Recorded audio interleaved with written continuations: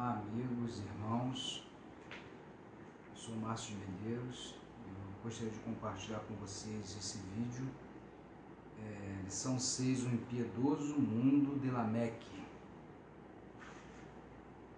Vou fazer alguns comentários aqui, apenas uma síntese da lição, lembrando que temos uma página no Facebook, EBD para Todos, para compartilhar assuntos concernentes à EBD, Escola Bíblica Dominical. E temos também um blog, digite no Google prof.Márcio de Medeiros. Temos vários estudos, vídeos, várias coisas lá. Gostaria que você visitasse e compartilhasse. E temos uma página no Facebook intitulada prof.Márcio de Medeiros. Eu sempre postando alguns links, as lições que nós ministramos na Escola Bíblica Dominical, nós colocamos os links lá, comentários. Gostaria que você estivesse ali curtindo e compartilhando nossa página, nossos vídeos, nossos estudos. Eu ficaria muito grato. Bom, o impiedoso mundo de Lameque. O próprio nome já é bem sugestivo, né? Impiedoso, ímpio, ou seja, maldoso, perverso, né? Um mundo, né, de Lameque. Esse homem foi um homem bígamo, o primeiro bígamo da Bíblia, né?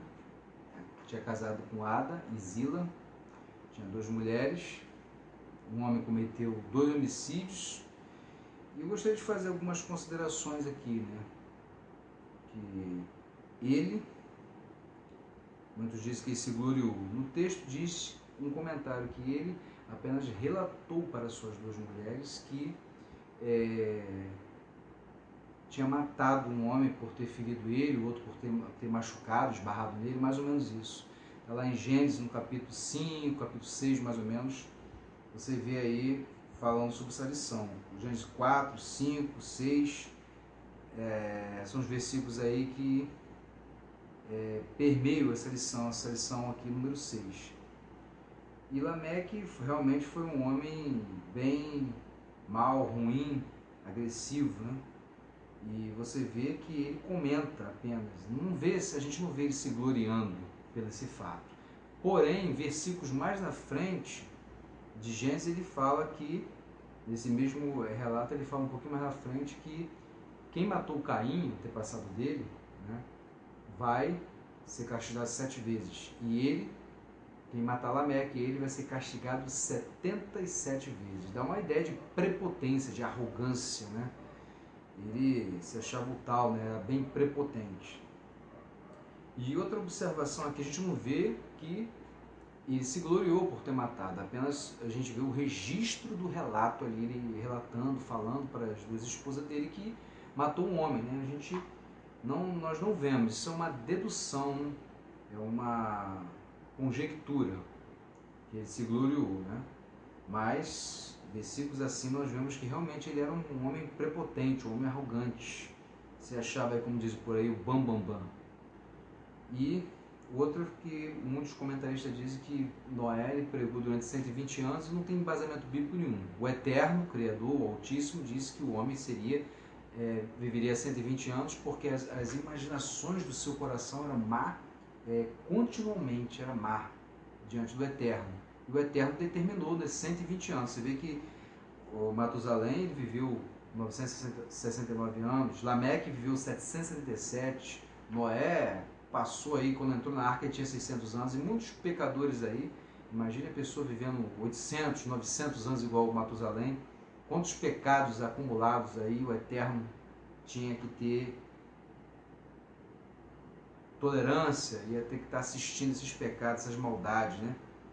Aqui diz o Eterno, diz aqui no texto, eu vi o Senhor e viu o Eterno, né, o Criador, que a maldade do homem se multiplicara sobre a terra e que toda a imaginação dos pensamentos desse seu coração era somar continuamente. Gênesis 6, 5. Você pode conferir. A imaginação, ou seja, os pensamentos, estavam sempre maquinando mal continuamente, dia após dia. Então a maldade era muito grande.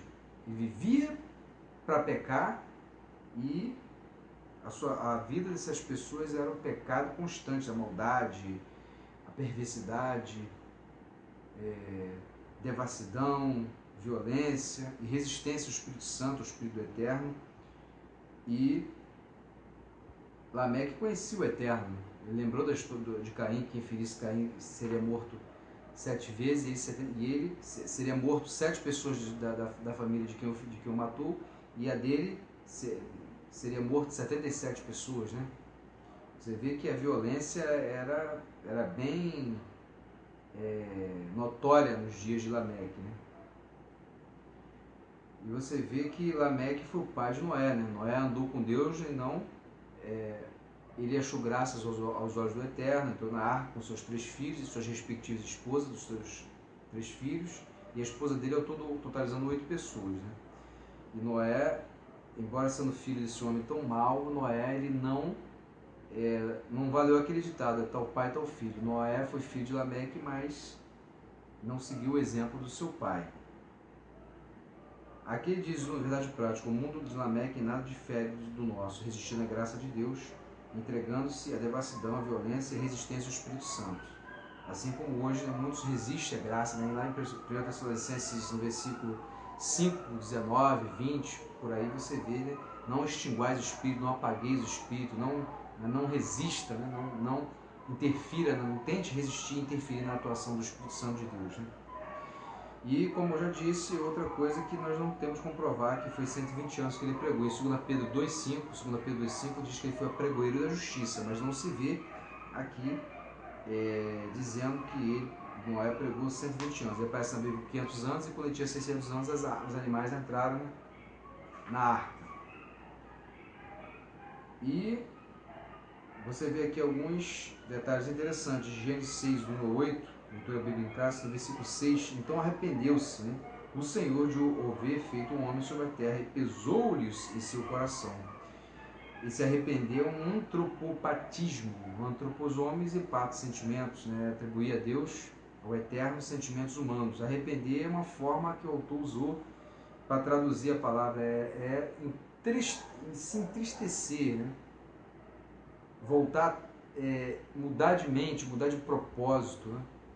Porque ele dá um certo livre-arbítrio, uma certa área de atuação para o ser humano agir, pensar, falar.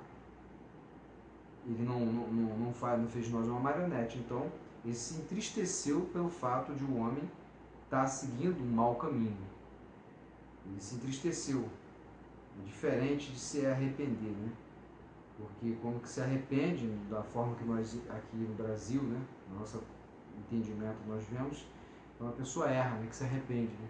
Então o Eterno não erra, o Criador ele não erra. É uma forma que o autor aqui conseguiu traduzir a palavra para nós, mas o correto é um entristecimento.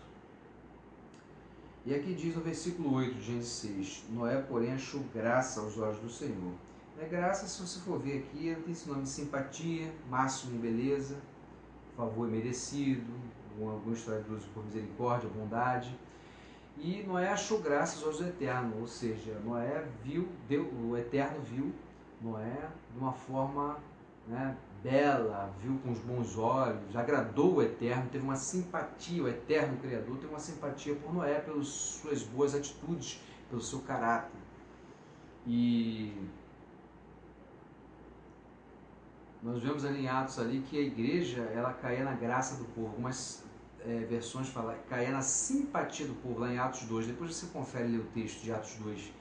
A igreja ali primitiva caía, algumas versões falam, na simpatia do povo. O povo gostava, o povo amava, o povo via algo diferente na igreja, o povo via uma beleza incomparável, uma simpatia, um bom caráter, uma boa moral, via uma boa conduta, e as pessoas eram atraídas, né, por esse clima positivo, né, que a igreja exalava, que a igreja difundia, né, uma simpatia, uma bondade, uma benignidade, boas atitudes. Então tudo isso aí, né, caía na graça do povo, o povo gostava, né?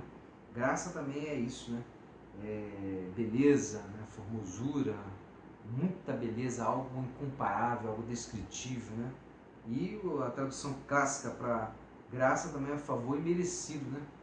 Dar alguma coisa a alguém que esse alguém fazer um favor que essa pessoa não merece o favor, né? Geralmente graça se traduz dessa forma, mas ela tem um amplo significado. Aqui o objetivo geral diz: compreender que o mundo de Lameque em nada difere do nosso, resistindo à graça de Deus, né? Resistir à graça, né? Resistir ao favor merecido, resistir a Jesus Cristo, né? Resistir de aceitar e guardar os mandamentos de Cristo, né? Aceitar Cristo de coração e guardar os seus mandamentos. Muitos têm resistido hoje, né? Resistido, né? O chamado, resistido o plano redentor do nosso Senhor e Salvador Jesus Cristo. Nós vemos aqui, na introdução, logo embaixo aqui, nós vemos aqui: vivemos dias semelhantes, a devassidão e a violência nunca foram tão exaltadas. Essa geração existe como se não houvesse Deus. Entretanto, perto está o dia do juízo sobre os praticantes da iniquidade. Né? Iníquo é sem lei. Vai haver um dia de juízo, um julgamento. Né? Nós vemos nas Escrituras Jesus falando sobre o julgamento, o dia do Senhor, o julgamento. E todos vão comparecer ao tribunal de Cristo. Haverá um juízo, um julgamento, um juízo final. Isso está na Bíblia. Todos vão prestar conta de suas obras ao Eterno, ao Criador, um dia. Da sua iniquidade sem lei, ou seja, uma pessoa que começa a fazer um monte de coisas como se não existisse lei. A lei é a lei de Deus, né? A pessoa simplesmente não olha para a lei de Deus, não quer saber da lei de Deus, não quer saber dos seus mandamentos, dos seus estatutos, dos seus preceitos, não quer saber dos mandamentos e simplesmente faz o que quer, bem entende e tem vontade. É um iníquo, uma pessoa sem lei. É uma pessoa que viola constantemente a lei do Altíssimo, né? Aqui nós vemos aqui que Lameque era o mais perfeito símbolo de depravação total daquele período. E hoje nós vemos que não é diferente, né? Vemos aqui os tópicos aqui, né? Mundo ainda maravilhoso, né? Fartura de pão, saúde perfeita, beleza perfeita, tecnologia avançada, né? Fartura, lá em Mateus 24, 38 e 39, ele fala que nos dias de Noé, as pessoas casavam, davam-se em casamento, tinha festa, né? Ele sugere banquetes, e sugere que tinha uma fartura realmente, a saúde era perfeita, tanto que Noé viveu mais de 600 anos, Lameque 777, Matusalém ou Metusalém viveu 969 anos, e a pessoa vivia muito, uma saúde perfeita, uma boa alimentação, produtos fresquinhos da terra, não tinha alimentos transgênicos, não tinha muitas coisas que tem hoje. E agora você vê, a pessoa aqui ele comentou: imagine a escolha correta de um pecador de 900 anos, aqui no subtópico 2. E quantos roubos, né? Assassinatos, adultérios, mentiras, intolerância, né? Aos olhos do santo Deus era algo abominável. Então a pessoa vivia muito e também pecava muito. Aqui 3, beleza perfeita. Se a saúde era perfeita, a beleza daquela geração era singular, haja vista a formosura das filhas de Lameque. Então você vê aqui que é uma beleza, né? Porque como as pessoas comiam produtos naturais, a tendência é ter uma formosura, né? Isso influencia também na beleza das pessoas, né? Aqui é uma dedução aqui do autor. E aqui fala, né, que imitando a bigamia de Lameque, estes homens outrora tão piedosos tornaram-se polígamos incorrigíveis. Não é à toa que depois o Eterno, depois de Lameque veio Noé, e o Eterno destruiu toda a terra de então com água, né? Veio o dilúvio sobre a terra. E que fala piedoso, né? Piedade, eles outrora tão piedosos tornaram-se polígamos incorrigíveis. Piedoso é piedade, não é só aquela pessoa que dá um quilinho de feijão, um quilinho de arroz, que tem pena, não. Piedade é uma pessoa religiosa, uma pessoa devota, uma pessoa que cumpre os seus deveres religiosos, uma pessoa que cumpre os mandamentos, uma pessoa que busca a santidade, busca a separação do mundo e a aproximação ao Eterno, até a pessoa que se santifica. Até Hebreus 12, 14 diz: seguir a paz com todos e a santificação, sem a qual ninguém verá o Senhor.